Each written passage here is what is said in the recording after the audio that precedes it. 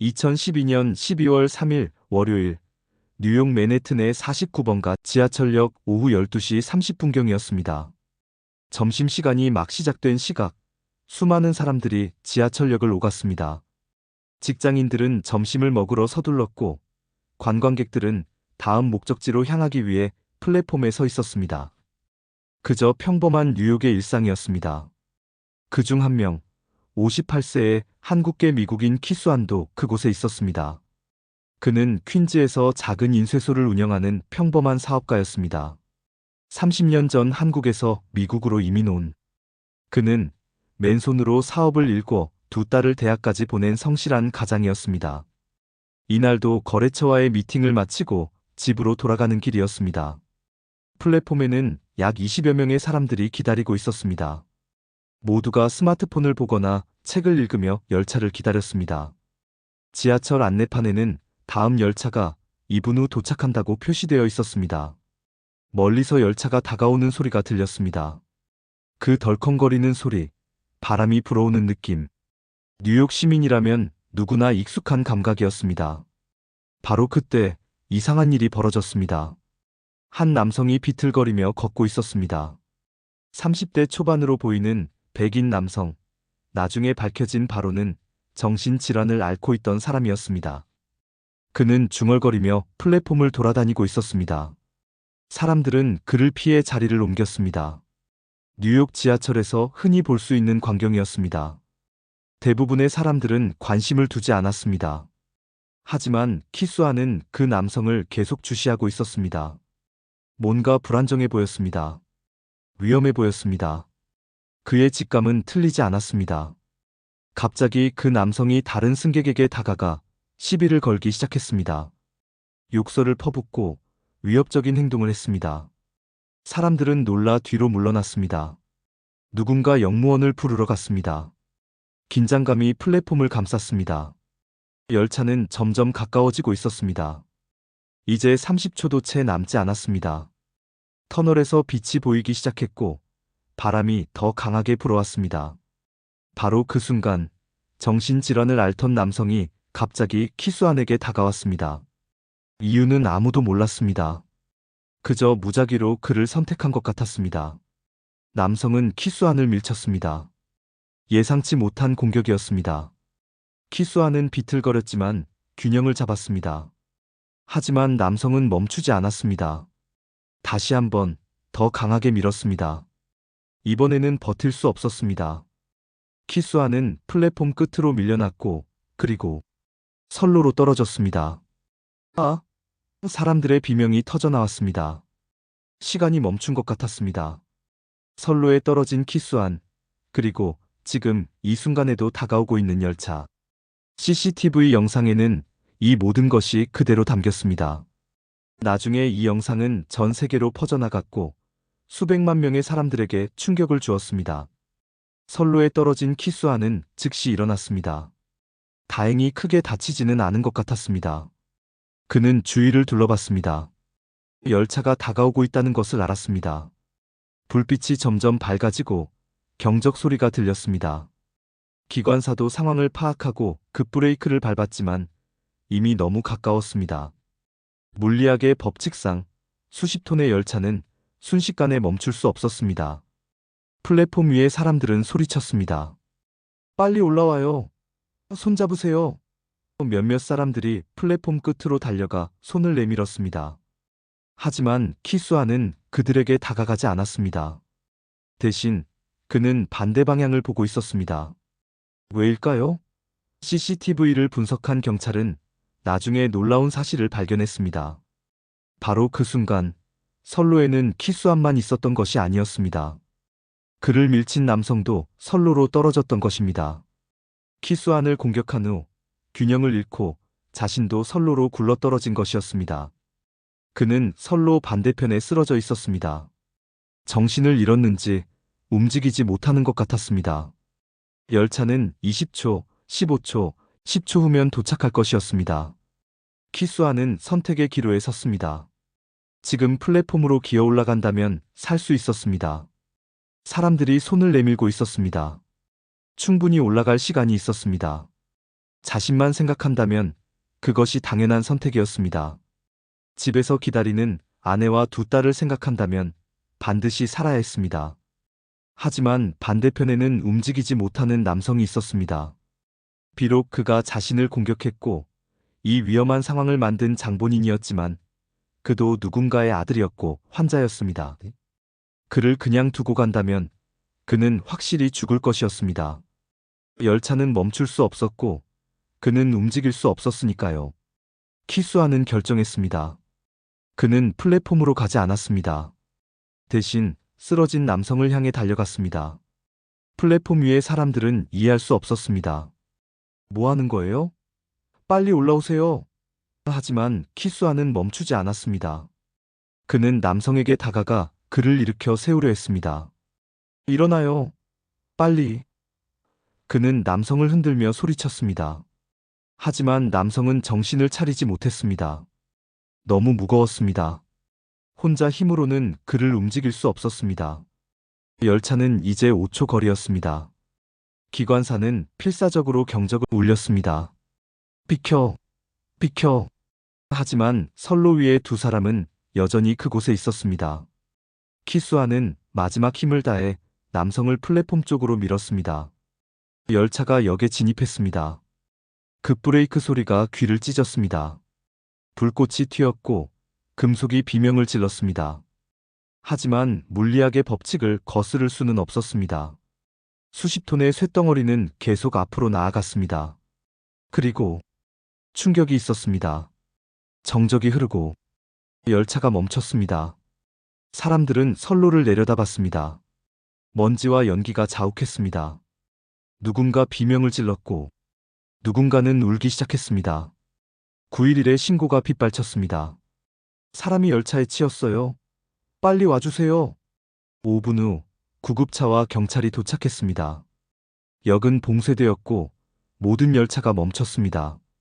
구조대원들이 선로로 내려갔습니다. 그들이 발견한 것은 두 사람이었습니다. 한 명은 살아있었습니다. 키수한이 마지막 순간 밀어낸 남성. 그는 플랫폼 가까이에 있어서 열차를 피할 수 있었습니다. 다친 곳은 있었지만 생명에는 지장이 없었습니다. 하지만 키수아는 달랐습니다. 그는 열차 아래에 있었습니다. 구조대원들은 최선을 다했습니다. 심폐소생술을 시도했고 응급처치를 했습니다. 하지만 이미 늦었습니다. 그는 현장에서 사망 선고를 받았습니다. 58세의 나이에 낯선 사람을 구하려다 목숨을 잃은 것입니다. 뉴스는 빠르게 퍼졌습니다. 오후 1시 첫 보도가 나갔습니다. 뉴욕 지하철 사망사고 발생. 처음에는 단순 사고로 보도되었습니다. 하지만 CCTV 영상이 공개되면서 진실이 드러났습니다. 그는 사고의 희생자가 아니었습니다. 그는 영웅이었습니다. 자신을 공격한 사람을 자신의 목숨을 걸고 구하려 했던 영웅이었습니다. 저녁 뉴스는 이 이야기로 가득했습니다. 앵커들은 감정을 억누르지 못했습니다. 믿을 수 없는 희생정신입니다. 진정한 영웅을 잃었습니다. 뉴욕시장 마이클 블룸버그는 긴급 성명을 발표했습니다. 키수한 씨는 뉴욕이 자랑스러워해야 할 시민입니다. 그의 용기와 희생을 우리는 영원히 기억할 것입니다. 키수한의 집, 퀸즈의 작은 주택 저녁 7시경, 경찰이 문을 두드렸습니다. 아내 김승혜 씨가 문을 열었습니다. 무슨 일이세요? 경찰관의 표정이 어두웠습니다. 앉으시죠. 안 좋은 소식이 있습니다. 그 순간 그녀는 알았습니다. 뭔가 끔찍한 일이 벌어졌다는 것을. 남편분이 오늘 사고를 당하셨습니다. 지하철역에서. 경찰관의 말이 끝나기도 전에 그녀는 무너졌습니다. 아니에요, 아니에요. 거짓말이죠? 하지만 현실이었습니다. 두 딸이 집에 돌아왔을 때 어머니는 바닥에 주저앉아 울고 있었습니다. 그날 밤 그 집에서는 비명과 울음소리가 그치지 않았습니다. 다음 날 뉴욕 전체가 충격에 빠졌습니다. 신문 일면은 모두 키수한의 이야기였습니다. 착한 사마리아인, 공격자를 구하다 사망. 뉴욕타임스는 그의 생애를 자세히 보도했습니다. 한국에서 온 이민자, 성실한 사업가, 사랑하는 가장. 그리고 이제는 영웅. 하지만 분노도 있었습니다. 사람들은 물었습니다. 왜 아무도 돕지 않았나? 플랫폼에는 20명이 넘는 사람들이 있었습니다. 하지만 선로로 내려가 도운 사람은 아무도 없었습니다. 모두가 휴대폰을 꺼내 영상을 찍었을 뿐입니다.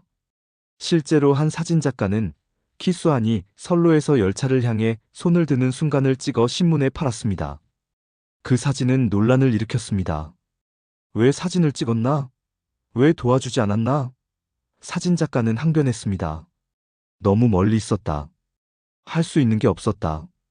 하지만 사람들은 받아들이지 않았습니다.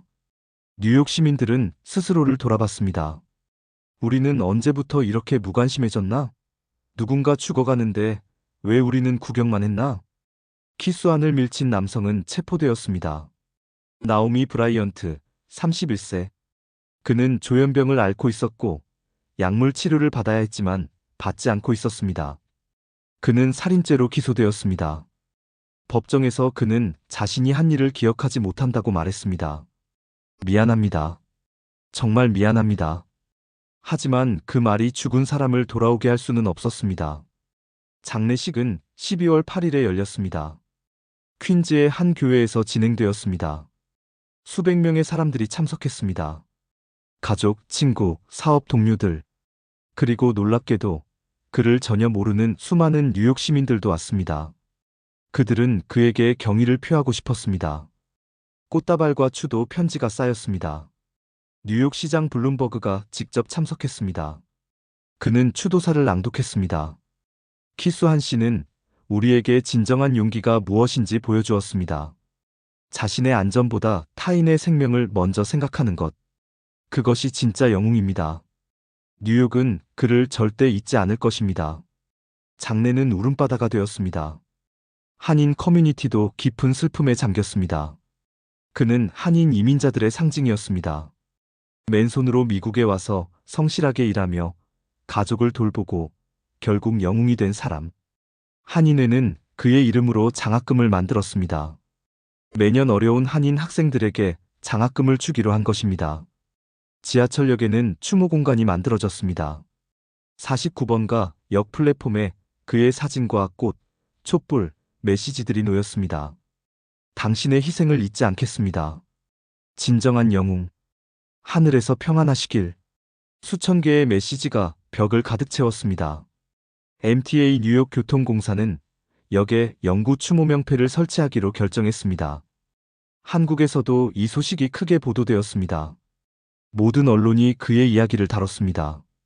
미국에서 영웅이 된 한국인. 한국 정부는 그에게 사후 국민훈장을 수여했습니다.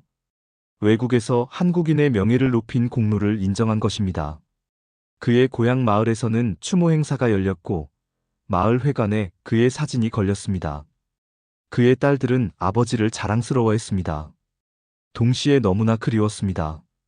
장례식에서 큰딸은 말했습니다. 아버지는 항상 옳은 일을 하라고 가르치셨습니다. 설령 그것이 어렵더라도 옳은 일을 하는 것이 중요하다고. 아버지는 마지막 순간까지 그렇게 사셨습니다. 저희는 아버지를 평생 기억하고 아버지처럼 살겠습니다. 키수안의 죽음은 뉴욕을 변화시켰습니다. 사람들은 자신들의 무관심을 반성하기 시작했습니다. 왜 우리는 누군가 도움이 필요할 때 외면하는가? 어떻게 하면 더 나은 사회를 만들 수 있는가? 뉴욕시는 시섬싱, 두섬싱 캠페인을 시작했습니다. 단순히 보고만 하지 말고 행동하라는 메시지였습니다. 지하철역마다 포스터가 붙었습니다. MTA는 안전 시스템을 대폭 강화했습니다. 플랫폼 스크린도어 설치를 가속화했고 긴급 버튼을 추가했습니다. 정신질환자들을 위한 지원 프로그램도 확대되었습니다. 나오미 브라이언트 같은 사람들이 적절한 치료를 받지 못해 사고를 일으키는 것을 방지하기 위해서였습니다. 시민들의 의식도 변했습니다. 지하철에서 누군가 도움이 필요해 보이면 사람들이 다가가기 시작했습니다. 쓰러진 사람이 있으면 119를 부르고 길을 잃은 노인이 있으면 도와주고 위험한 상황이 보이면 개입했습니다. 키수안의 희생이 뉴욕을 더 따뜻한 도시로 만들고 있었습니다. 한 대학생은 그의 이야기에 감동받아 히로즈 어멍 어스 프로젝트를 시작했습니다. 일상 속 영웅들의 이야기를 찾아 소개하는 웹사이트였습니다. 화재에서 아이를 구한 소방관, 노숙인에게 음식을 나눠주는 식당 주인, 길 잃은 강아지를 찾아준 우체부. 우리 주변에는 이미 많은 영웅들이 있다는 메시지였습니다. 10년이 넘게 지난 지금도 사람들은 키수안을 기억합니다. 매년 12월 3일이 되면 49번가 역에는 추모하는 사람들이 찾아옵니다. 꽃을 놓고 촛불을 켜고 묵념을 합니다. 그의 가족도 매년 그곳을 방문합니다. 아버지, 우리 모두 잘 지내고 있어요. 아버지를 자랑스러워합니다. 그의 이야기는 우리에게 근본적인 질문을 던집니다. 당신이라면 어떻게 했을까? 그 순간, 그 선택의 기로에서 당신은 무엇을 선택했을까? 자신의 생명을 구하기 위해 플랫폼으로 올라갔을까? 아니면 키수안처럼 남을 구하기 위해 달려갔을까? 정답은 없습니다. 누구도 그를 비난할 수 없습니다. 만약 그가 플랫폼으로 올라갔더라도 그것은 당연한 선택이었을 것입니다. 생존 본능은 인간의 가장 기본적인 욕구니까요. 하지만 그는 다른 선택을 했습니다. 그리고 그 선택이 그를 영웅으로 만들었습니다. 우리가 그에게서 배워야 할 것은 무엇일까요? 모두가 영웅이 될 필요는 없습니다. 모두가 목숨을 걸 필요도 없습니다. 하지만 우리는 더 나은 사람이 될 수 있습니다. 어려운 사람을 외면하지 않고 도움이 필요한 순간 손을 내밀고 옳은 일을 선택하는 것. 그것만으로도 충분합니다. 키수안의 희생은 우리에게 말합니다. 우리는 모두 연결되어 있다고. 한 사람의 선택이 세상을 바꿀 수 있다고. 작은 용기가 큰 변화를 만든다고. 그리고 진정한 영웅은 특별한 사람이 아니라 옳은 선택을 한 평범한 사람이라고. 그가 구하려 했던 남성, 나오미 브라이언트는 지금 정신병원에서 치료를 받고 있습니다. 그는 매년 키수안의 기일에 편지를 씁니다. 저 때문에 돌아가신 분을 평생 기억하겠습니다. 더 나은 사람이 되겠습니다. 죄송합니다. 감사합니다. 그 편지는 키수안의 가족에게 전달됩니다. 용서는 쉽지 않습니다. 그의 아내와 딸들은 오랜 시간 분노와 슬픔에 시달렸습니다. 하지만 시간이 지나면서 그들은 깨달았습니다. 아버지는 분노를 원하지 않았을 거라고. 아버지는 항상 용서와 이해를 말씀하셨으니까. 그래서 그들은 나오미를 용서했습니다. 완전히는 아니더라도 조금씩. 뉴욕 49번가 역에는 지금도 그의 명패가 걸려 있습니다. 다른 사람을 구하기 위해 목숨을 바친 키수안을 기억하며 수백만 명의 사람들이 매일 그 역을 지나갑니다. 그리고 그 명패를 봅니다. 잠시 멈춰서서 생각합니다. 나는 어떤 사람인가? 나는 어떤 선택을 할 것인가? 그의 딸들은 아버지의 뜻을 이어가고 있습니다. 큰딸은 사회복지사가 되었습니다. 노숙인과 정신질환자들을 돕는 일을 하고 있습니다. 아버지가 구하려 했던 사람들을 돕고 싶어요. 작은 딸은 교사가 되었습니다. 아이들에게 용기와 희생에 대해 가르치고 있습니다. 아버지의 이야기를 들려주면 아이들의 눈이 반짝입니다. 그들도 영웅이 되고 싶어 해요. 세상은 여전히 불완전합니다. 여전히 사고가 일어나고 비극이 발생하고 사람들은 고통받습니다. 하지만 키수안 같은 사람들이 있기에 세상은 조금씩 나아지고 있습니다. 그들의 희생이 우리를 더 나은 사람으로 만들고 더 따뜻한 사회를 만들고 있습니다.